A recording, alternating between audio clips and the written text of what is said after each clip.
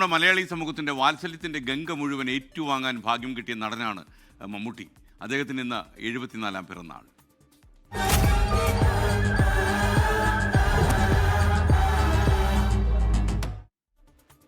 അപാരമായ ശബ്ദജാലം കൊണ്ടും അസാധാരണമായ നടന വൈഭവം കൊണ്ടും നമ്മളെ എപ്പോഴും അത്ഭുതപ്പെടുത്തിയിട്ടുള്ള നടനാണ് മമ്മൂട്ടി. ഒരുപക്ഷെ മറ്റുള്ള ഭാഷകളിലെ നടന്മാരെല്ലാം അത്ഭുത ആദരവോടെ കാണുന്ന ഒരു നടൻ കൂടിയാണ് മമ്മൂട്ടി. വി.ആർ. അംബേദ്കർ പോലെയുള്ള വളരെ സങ്കീർണമായ കഥാപാത്രങ്ങളെ പോലും അനായാസമായി അവതരിപ്പിച്ച ഈ മലയാളി ഒരുപക്ഷെ ഇന്ത്യൻ ചരിത്രത്തിൽ തന്നെ സ്ഥാനം നേടിയിട്ടുണ്ട്.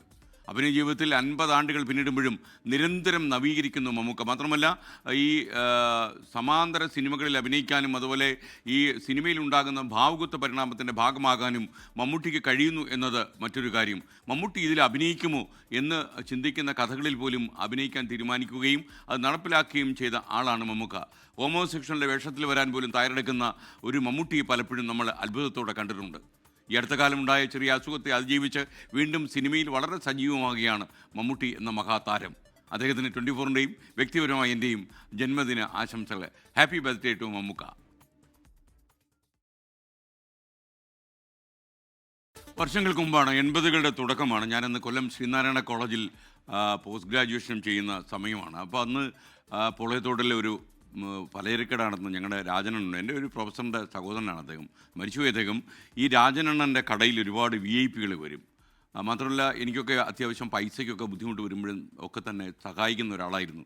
രാത്രിയിലൊക്കെ നമ്മൾ പഠിക്കുമ്പോൾ അദ്ദേഹത്തിൻ്റെ അടുത്തുള്ള വീട്ടിൽ നിന്ന് അദ്ദേഹം കട്ടൻ കോഫിയൊക്കെ ഇട്ട് ഫ്ലാസ്കിലിട്ട് നമ്മൾ പഠിക്കും. ഞങ്ങൾ 2-3 പേര് ഒന്നിച്ചാണ് താമസിക്കുക. അവിടേക്ക് വരുന്ന ഒരു രാജണ്ണൻ്റെ കഥാപാത്രം എൻ്റെ മനസ്സിലെപ്പോഴും ഉണ്ട്. എൻ്റെ ജീവിതത്തിൽ ഒരാൾ എങ്ങനെയാകണം എന്നുള്ള ഒരു മോഡൽ സൃഷ്ടിച്ച ആളായിരുന്നു ഈ പലചരക്കട നടന്ന പൊളയത്തോട്ടെ രാജനണ്ണൻ. അപ്പോൾ രാജനണ്ണൻ്റെ കടയിൽ ഒരിക്കലും ഒരാൾ വന്ന് അപ്പോൾ പറഞ്ഞു ഇതൊരു സിനിമാ സംവിധായകനാണ് എന്ന് രാജനണ്ണൻ പരിചയപ്പെടുത്തി. അദ്ദേഹം വളരെ പരിചയമുള്ള ഒരാളെ പോലെ സംസാരിച്ചു. അപ്പോഴേ അദ്ദേഹം പറഞ്ഞു ഞാൻ ആസാദാണ് എന്ന് പറഞ്ഞു. നമുക്ക് മനസ്സിലായില്ല ഈ ആസാദ് എന്ന് പറഞ്ഞ ആളാരാണെന്നുള്ളത്. അപ്പോൾ ഞാൻ ചോദിച്ചു, അപ്പം നമ്മളൊക്കെ എന്ന് വെച്ചാൽ പെട്ടെന്ന് വിപ്ലവം ഉണ്ടാക്കാൻ നടക്കുന്ന കാലമാണത്. ആ സമയത്ത് ഞാൻ അദ്ദേഹത്തോട് ചോദ്യം ചോദിച്ചു, മിസ്റ്റർ ആസാദ്, നിങ്ങൾ പുതിയ തലമുറയ്ക്ക് വേണ്ടി എന്തെങ്കിലും ചെയ്യുന്നുണ്ടോ, പുതിയ താരങ്ങളെ ഉണ്ടാക്കാൻ എന്ന് അദ്ദേഹത്തോട് ചോദിച്ചു. അദ്ദേഹം എൻ്റെ മുഖത്ത് നോക്കി ചിരിച്ചു. ഞാൻ ചെമ്പിലെ ഒരാളിനെ, വൈക്കത്തുള്ള ഒരാൾ എൻ്റെ സിനിമയിൽ അഭിനയിക്കുന്നുണ്ട്. ഒരുപക്ഷെ ചിലപ്പോൾ അയാൾ മഞ്ചേരിയിലൊരു വക്കീലായാൽ അയാൾ പിൽക്കാലത്തൊരു വലിയ നടനായി മാറാൻ സാധ്യതയുണ്ട്. അതാരാണ്? അപ്പോൾ പറഞ്ഞിങ്ങനെ മമ്മൂട്ടി എന്നൊരാളായി ആരും അറിയില്ല എന്ന് പറഞ്ഞു.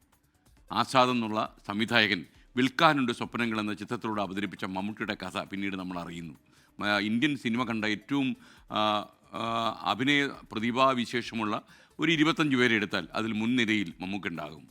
മമ്മൂട്ടി 74-ാം പിറന്നാളല്ല, അദ്ദേഹത്തിന് ഒരുപാട് ആയുരാരോഗ്യം നൽകട്ടെ എന്നാണ് നമ്മുടെ ആഗ്രഹം. ആസാദിനെ ഞാൻ ഇടയ്ക്കിടെ ഓർമ്മിച്ചു പോകും. ഇത്തരം ഒരു വലിയ നടനെ മലയാളികൾക്ക് പരിചയപ്പെടുത്താനും നല്ലൊരു വേഷം കൊടുക്കാനും അദ്ദേഹം കാണിച്ച മഹാമനസ്കത പിന്നീട് മലയാളത്തിനത് സൗഭാഗ്യമായി എന്നുള്ളത് ചരിത്ര യാഥാർത്ഥ്യം. അപ്പോൾ അദ്ദേഹത്തിന് ഒരിക്കൽ കൂടി ജന്മദിന ആശംസകൾ.